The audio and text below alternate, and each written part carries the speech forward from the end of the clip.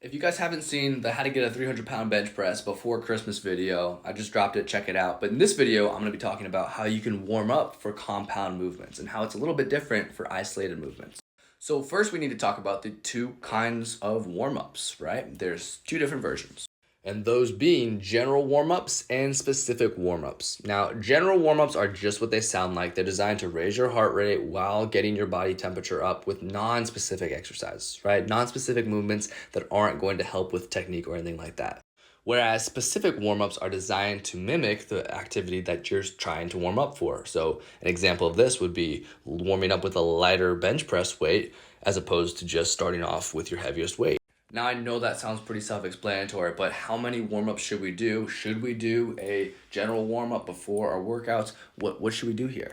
Now, as a rule of thumb, you should always have some kind of general warm-up if you're going to exercise. You want to go into the gym feeling a little warm with some blood flow, because otherwise you just go into your first working set, you're going to pull something. Your body does not have the blood flow it needs, and you're not going to feel ready to have maximal outputs with whatever muscle group you're trying to train, not just the bench press. So always start off with some general warm-up. It could be just walking to the gym. It could be walking on the treadmill for a couple minutes just to get the blood pumping. You can do some kind of dynamic stretching. That counts as a general warm-up as well.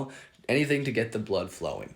Now, once you have your general warm-up out of the way, it's time to do the specific warm-up. And it's really important when you're practicing for a compound lift that you don't exhaust yourself with the specific warm-up, but you get enough repetitions to not only get your technique locked in, and so you get enough reps to practice your technique before you start lifting up the heavy weight that you're about to do.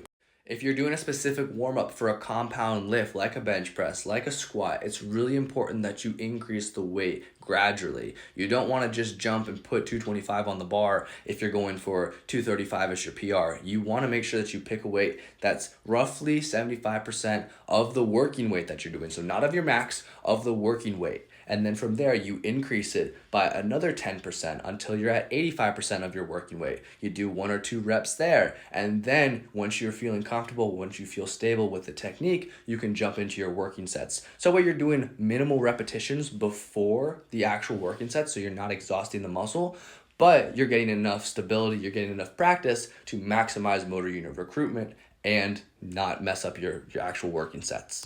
Quick disclaimer, I'm not a power lifter. I am mostly a hypertrophy coach. So power lifters, let me know in the comments if I got this remotely correct and maybe correct me if I'm wrong. So thanks.